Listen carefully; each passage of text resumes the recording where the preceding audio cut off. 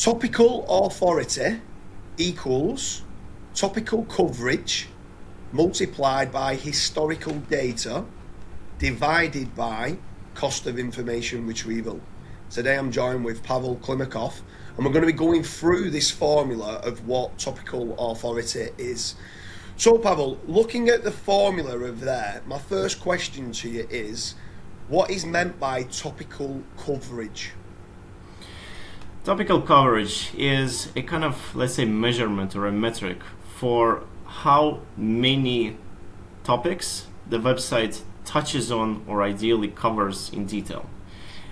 In another, maybe more technical way, you can think about it, the amount of pages, separate pages that the website has that are touching on a kind of topic or a subtopic in ideal scenario where all of these pages have some kind of connection or relation to themselves.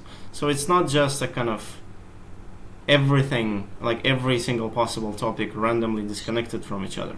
It's a tightly connected circle of, let's say, topics that are very strongly related. Yeah, for anyone who's watching this, I strongly recommend checking out a link in the description about the site radius score. I go into detail about how wide you can go on a website. Pavel has got an amazing way and a concept about playing a game and how connected they are, because the amount of people that seem to go too wide and the topics aren't connected, and then you're leaving in orphan pages, and it actually can have a detrimental effect. Sometimes so many people, Pavel, obviously you know this, we've spoke about it off air, and so many people with topical coverage just think the more topics the better, and they talk about everything and think, okay, I'm going to keep doing it, and they expand, and the topic dilution of it can actually harm the website. But the next part on that, so you've got topical coverage and it's all interconnected, all nicely together. What is meant by multiplied by historical data? Historical data in a simple way is just the, let's say, kind of historical log that Google stores in terms of how people behave on this website. How often do they visit? How many pages they visit per session? Do they return back to the site? Do they store it in their bookmarks, favorites? Basically, how do they access the site, and what's this overall, let's say, retention of the people inside the website? It can include additional things like copying certain elements from the website, checking the images or hovering over different buttons, elements, and things like that. In a simple way, Google is just paying attention. What's the human response to the everything that website is presenting? On there with the historical data, is this part of Nav Boost, or is Nav Boost something completely separate? It is. And then is traffic, does CTR come into play, or even like social shares or backlinks? Does that form part of historical data as well? What I believe is mostly connected to the human signal in itself. However, there is a kind of, let's say, gray area, or a bit what I see a kind of not so clear components, because, for example, impressions can be signaling historical data or a user behavior, but at the same time impressions can be triggered to, let's say, slightly different behaviors. Even it can be imitated through things like CTR and other things. And the point here is that technically, even though somebody searched for a topic, your website showed up somewhere, it was not an available option for them to click on. You still triggered an impression that starts to accumulate a kind of like a small signal for the accumulation of the historical data.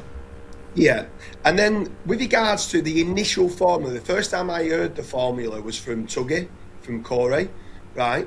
So initially I heard it as being topical authority equals topical coverage multiplied by historical data.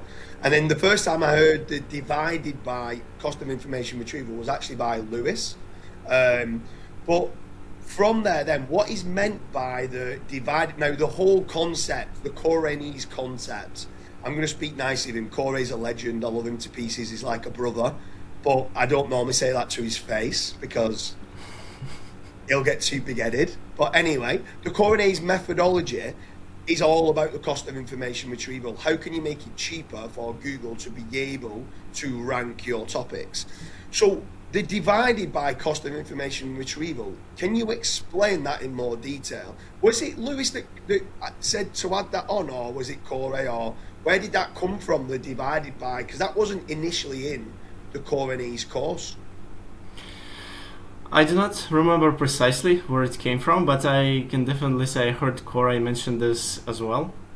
The whole concept of cost of retrieval, the way I see it is, to be honest, this is the whole point of SEO.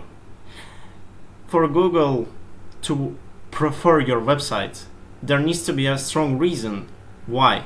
And the strongest reason in today's world is the economic benefit. If it's cheaper to work with you, we will work with you.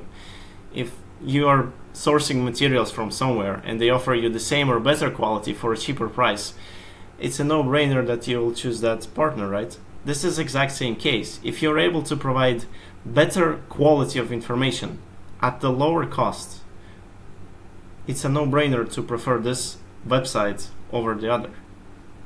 Can you give one or two examples of where people make it more expensive for their website to actually be ranking, like with regards to cost of information retrieval?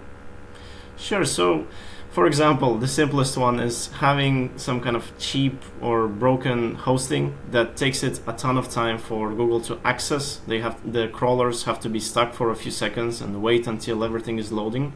So, as these seconds pass by, the crawlers could be doing something else, but they're wasting their time over here. So that's an expense. Another point, let's say we have let's say an article specifically dedicated to should I install a kind of like snow or ice blocking elements on the roof, or like what's the benefit or what's the reasons to do that. And imagine that the article starts to talk about like, hey, I am this roofer and I've been doing this for many years and I live there and work there. That was not the main promise of the article. We were promised to discuss this mechanism and whether we need it or not. So please give us the actual, let's say, reasons, the pros and cons, the costs. Give us proof, like how much snow it blocks in let's say in a specific area in UK, during which months, where's the highest risk of, the snow could be melting and falling down, it can cause some injuries, these other things. Maybe in other specific places or countries there's a regulation or law that you're obligated to have them installed. So things like that. And since you mentioned Lewis, let's say we can think of something like including just a simple schema element that takes your components of the information you provided and, let's say, zips them or compresses into a very, very easily structured type of format, which is extremely easy for bots and crawlers to process. It's like a near instantaneous understanding of everything that is presented without having to do any kind of extra computation to try to interpret what has been said on that specific page. Sounds great. So anyone who's watching this, with regards to the Topical Authority framework, Topical Authority equals topical coverage multiplied by historical data divided by cost of information retrieval. Let me know whether you've studied the Topical Authority framework in the comment section. Pavel, it's been an absolute pleasure. Likewise, James. Thank you.